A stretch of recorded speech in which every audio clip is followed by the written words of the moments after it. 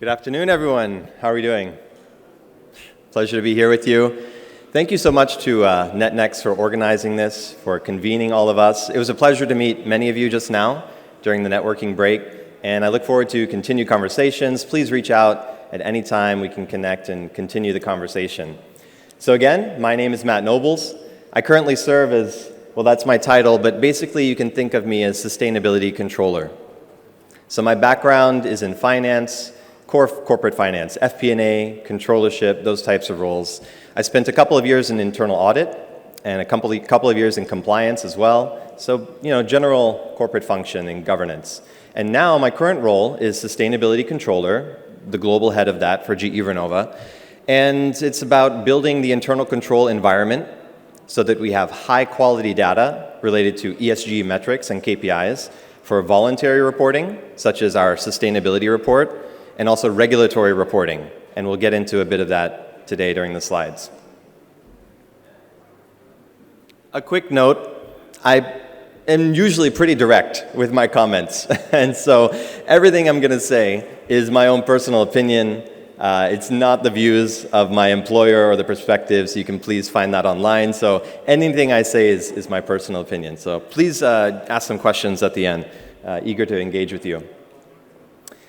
May you live in interesting times. A couple of months ago, on the weekend, I was hanging out with my young kids, an 8-year-old and a 10-year-old at a cafe, and my coffee was served in this mug, and I said, "Oh no, Daddy has been cursed." And my kids, their eyes got big. They said, "What do you mean, Daddy?" And I said, well, this "may you live in interesting times" is not a blessing. It's a curse from the ancient old times. And it means that, interesting times, it's times of famine, war, challenging things which are happening. Really, we want to live in quiet, dull, boring times when nothing is happening. But today, and one of the previous speakers made the very compelling case that we live in a complex VUCA world, right? And you know that, so I don't need to go into that. With that in mind, I think there's an opportunity for the private sector, for all of us, for all of you as finance leaders, CFOs, heads of finance for your companies, to lead and lean into this to help solve the challenges. I firmly believe that.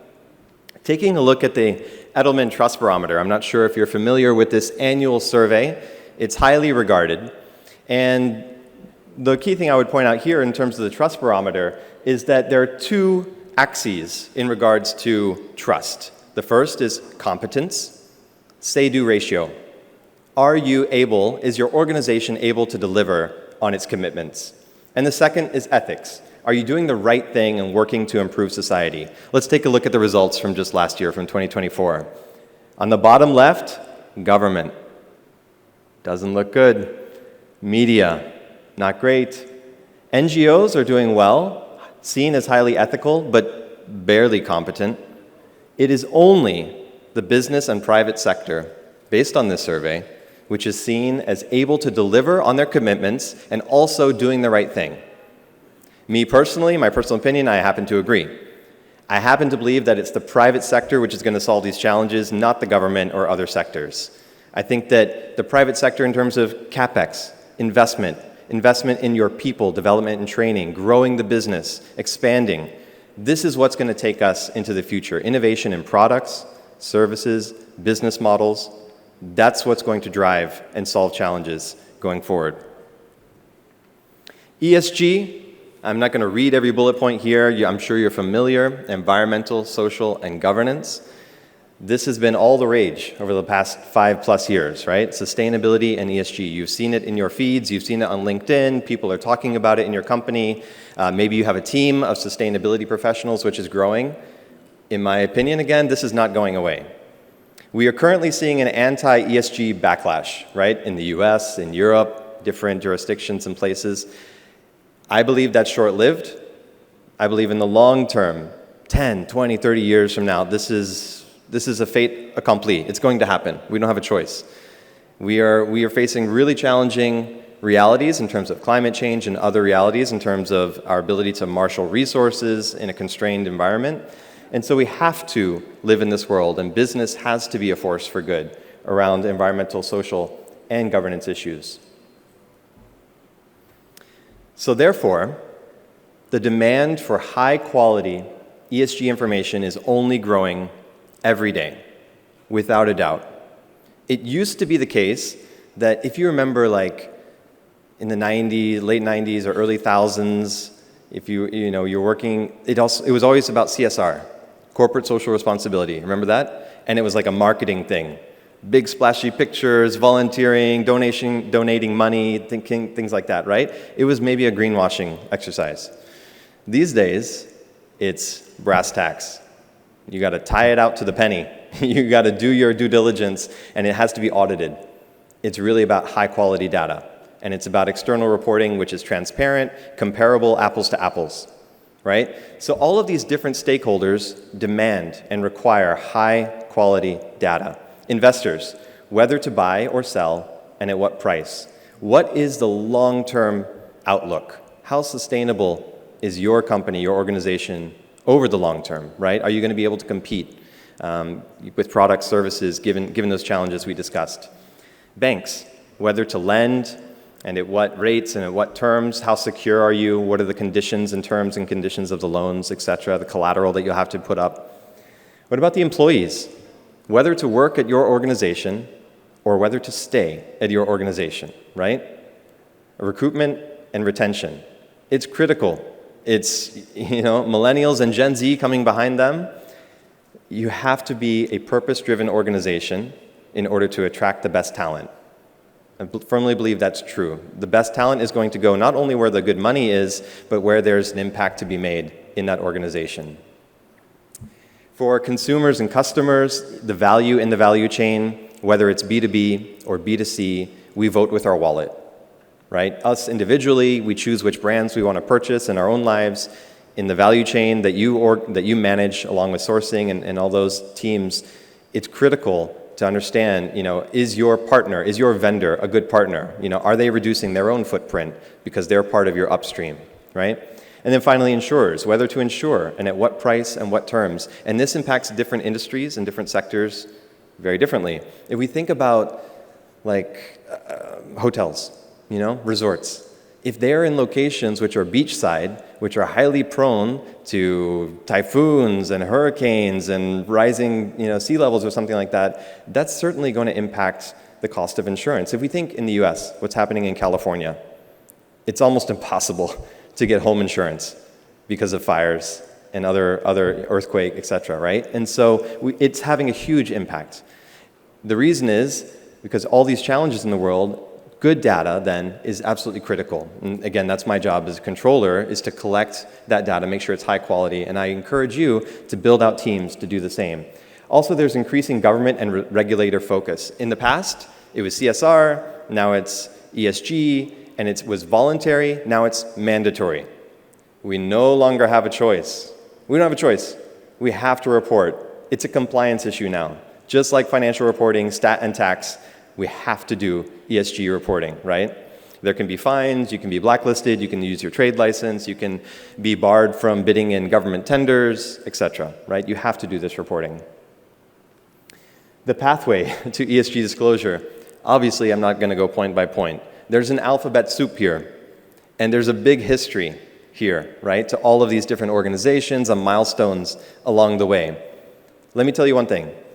There is a lot of consolidation happening in this space. It's getting more clear, not less clear. The big players these days is IFRS, which sets the accounting standards. Now they have something, a sister organization called ISSB, International Sustainability Standards Board. This organization is the one similar to the IFRS on the finance. It's setting the standards for sustainability reporting.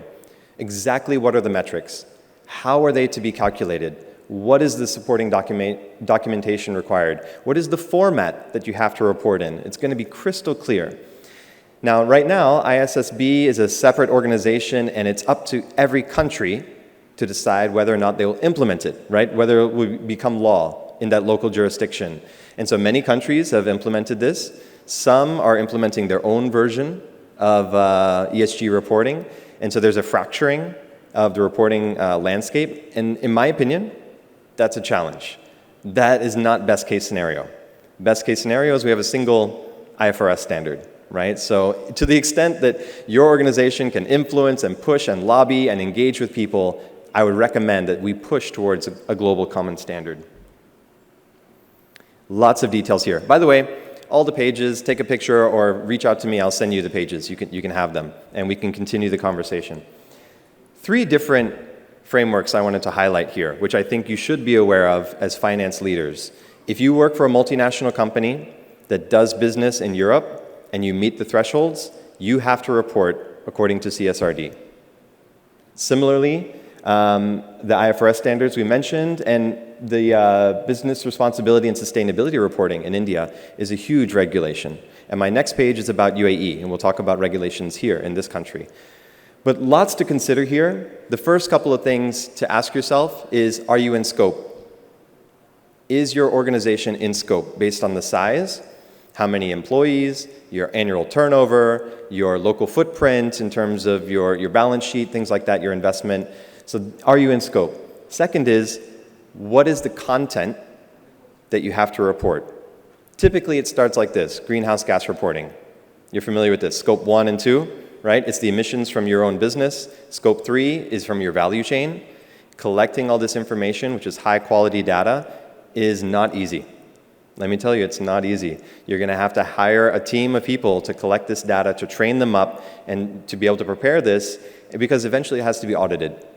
In the same way that our financial statements, first we started with limited, then we go to reasonable assurance, it's going to be the same. It is the same for ESG data, so we have to prepare for that. What else can I say about these variety of frameworks? You know, again, it depends on where you're doing business, depends on the thresholds. Another thing to mention is this row materiality. That's critical. In some jurisdictions, it's only financial material issues which you need to report on. As we know, financial materiality means it impacts your financial statements, your balance sheet, your income statement, cash flow, right? Statement of position. Double materiality is a higher threshold. It means any of the activities that your organization is engaged in, what is the impact on the environment, the physical environment, nature and natural resources, and also people, social impact, all the stakeholders, starting with internal, with employees, but also going throughout your value chain. Vendors, partners, suppliers, even all the way down through customers and end of life, right? So it's the full value chain and the impact there. Starting with like human rights violations, thinking about that in your vendors and your supply chain. We've been thinking about that for decades now. But even beyond that, the quality of experience for all of the stakeholders as well. I mentioned about UAE. UAE is, a leader in this as well, particularly most recently with this federal climate law, which was published last year. It became into effect in May of this year. And if you are an organization based here in the UAE with a commercial license, you have to report sometime in the next 12 months, according to this. This applies both to free zone-based companies, local-based companies onshore, so it applies to every company in the UAE regardless. The content of which, again, is the same, so it's greenhouse gas reporting. And the other thing that's added on top of that is climate risk assessment. A climate risk assessment. So based on your business, your products, your services, your business operations, what are the risks which exist in your supply chain, in the whole thing? And how can you mitigate that? How can you plan to mitigate those types of risks over time? You have to document that. It's going to be narrative. You have to sit down with your team internally. It's going to take several weeks or months to develop this as a report. And then you produce this report that says, these are the risks that we believe may come to fruition, may happen, and this is how we would mitigate those risks as a business, as leaders, right? And the board has to review it and has to sign off on that document as well. So a lot is happening here in the UAE. I would also point you to this middle one in terms of being very specific and granular. Just Google it. What are the 29 unified ESG indicators for GCC? Just Google that, 29 unified ESG indicators. You'll find it. It's like a 10-page document. It's a PDF. You quickly download it. You read it. And it's so clear. What are the 29 KPIs that your company will need to report on? Just check that out sometime later this week. And then you can get an understanding of exactly, precisely what you need to report. Wrapping up, wide range of benefits I think we've discussed a lot of this already. There's risk mitigation in terms of legal compliance and being able to do business everywhere. Long-term value creation over time. Is your business going to be a going concern 10, 20 years from now? Are you going to innovate and get those products and services that the market demands? Stakeholder trust, leveling up your team, we talked about. Improving access to and lowering the cost of capital and insurance. So clearly, all these financial market players want to see resilience in your financial plan in regards to sustainability. And stock price outperformance. There's been a lot of studies which show and demonstrate that the highest performing companies, which are leading on ESG issues, also have stock price outperformance. They have alpha, right? So one of them is this Ethisphere 5-year ethics premium. So they take a look at their top performing companies from an ethics perspective, and they compare that against S&P 500 in the US, the broad-based index. Those top most ethical companies also outperform by about 25%. That's huge. A quarter of their performance can be perhaps attributed to their sustainability and ethics performance as a company. So that's something to consider. Certainly the board and the senior management would want to know that. Wrapping up, finance, this team, all of you contributing to ESG oversight at your company, right? So to continue to educate yourself and upskill and then circulate that within your teams, really spend some time becoming an expert on those reporting frameworks, on IFRS, ISSB, on the CSRD in Europe, on BRSR in India, and others, right, depending on your jurisdiction. So get to be an expert on those. Clarify the ownership. Probably, I'm guessing, you have some kind of committee in your organization. Maybe you have a chief sustainability officer, 1 or 2 people on those staff, depending on the size, maybe more if it's a large company. And then you have HR and finance, supply chain, IT. They're all part of a committee. That's pretty typical. Just make sure that you have a seat on that table. Finance needs to be there. Finance needs to be part of the conversation on that committee, sustainability committee. Supporting conducting an internal maturity assessment. What's the past practice in your company around sustainability? You produce an annual sustainability report. Does it go to audit? Who is involved? You know, who's doing the quality checks on all the data? Internal controls, the bread and butter of finance. You know, is there a RACI matrix? Is there a risk control matrix? Has audit taken a look at that? Have you done sample test work, right? Like all these things have to be done. Materiality assessment in terms of what's material for your company. For a beverage manufacturer, like Coca-Cola, for example, their primary ingredient is water. Primary ingredient is water. As compared to an airline company, their primary input is fuel, right? Big difference in terms of the environmental impact. And we could do lots of different, industries and sectors. So it depends on what sector you're involved in, what the impact is that you're going to be making. So what is material for your company? Help assess that. Assist management and aligning with these standardized reporting frameworks. We kind of talked about that. And make sure it's always integrated into your company governance programs. So I'll wrap with that. I think we have a couple minutes for questions. I believe that we can do well, which means grow your business, grow sales, make sure you have strong margin, collect cash, win in the marketplace, capture market share. You want to win, right? Everybody wants their bonus. Everybody wants to go home happy. You can do that, but you can also do a great job by impacting the world, right? It doesn't have to be either or. I think profitable businesses growing into the future are also going to be those ones which have a positive impact on the world. That's my opinion. So thank you so much. Please connect, and we have a couple minutes for questions. If you can raise your hands if you have any questions. I'll pass around the mic.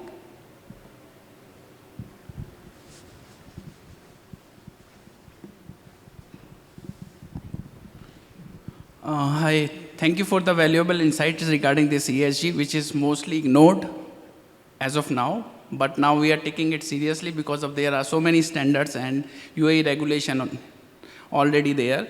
So I have a question regarding this GHG emission. So if you have reviewed that UAE regulation regarding GHG emission, there are certain limit like 0.5 million metric ton emission reporting. So wherever there is a different cycle, like if I say the logistics supply, where is 2 or 3 parties are involved. So how they will report, because it is all interdependent.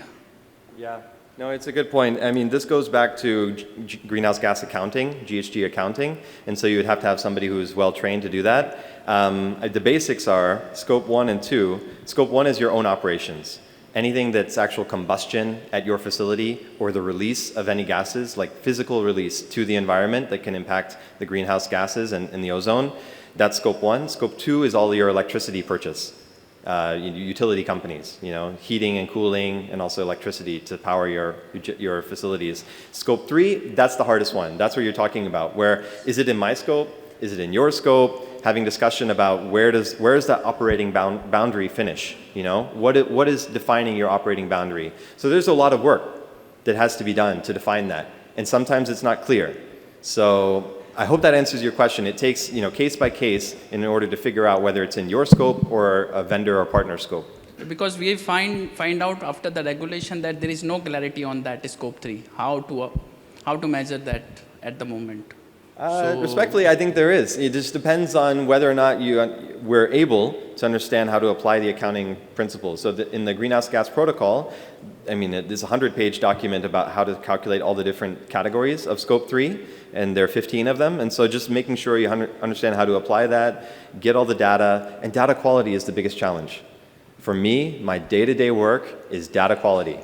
We have sites all around the world, 75,000 employees, hundreds of sites. What's happening at every site, emissions, electricity, utility bills, waste, water. How do I collect all that data and make sure it's auditable? That's the foundation. So that's where I would start. Sure. Thank you. Thank you. Yeah? Any more? One more. Hi, Matthew. This is Rahul. As a part of PGSC company, we are doing it, the ESG reporting, sustainability report, as a part of the integrated reports. The data that we are generating is purely internally. So you mentioned about audits of those numbers. Are there really audits to be done? And is there a scope to amend the numbers that we have already disclosed? Similar to financial reporting, so it depends on the jurisdiction and the framework under which you're reporting. Many of these require limited assurance in the first year, and then increasing to reasonable assurance over time. And so there is an audit requirement, and that has to be done by qualified professionals, the Big Four, or any boutique consulting firm around GHG emissions and others. And for sure, I was just speaking about data quality and challenges. We have all of our challenges with ERPs and collecting this data. So I think a lot of work can be done around audit. Was there a second part to your question?